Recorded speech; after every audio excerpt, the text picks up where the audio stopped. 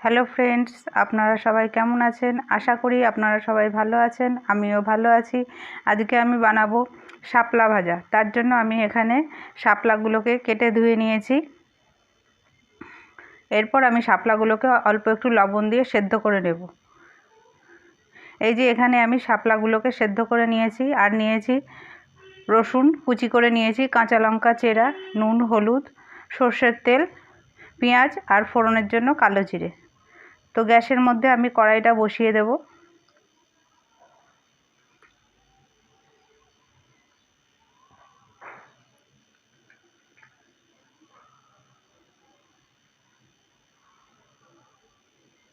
তেলটা গরম হয়ে গেছে, এবার আমি এর মধ্যে কালো জিরে দিয়ে দেব।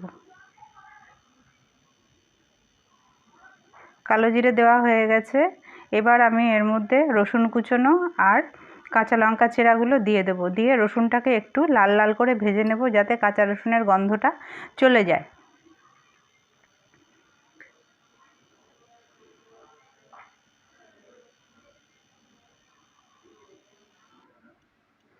এই যে রসুনটাকে ভেজে নিচ্ছি।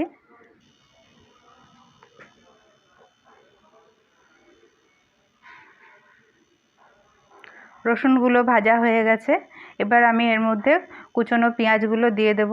দিয়ে একটু লাল লাল করে ভেজে নেব।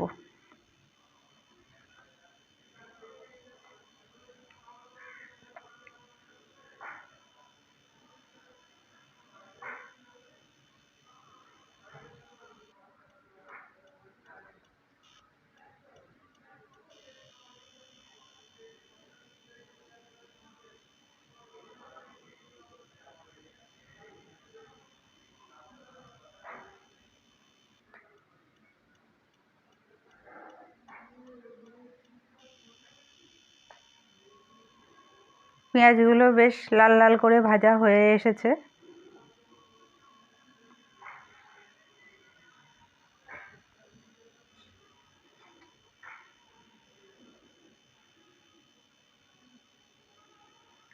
এবার আমি এর মধ্যে সেদ্ধ করে রাখা শাপলাগুলো দিয়ে দেব।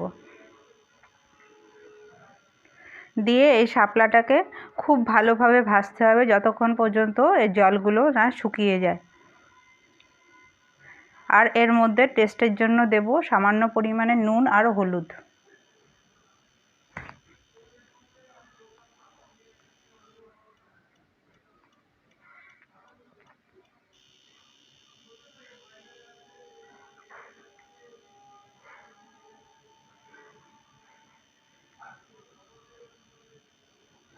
এবার নুন হলুদটা দিয়ে দিলাম।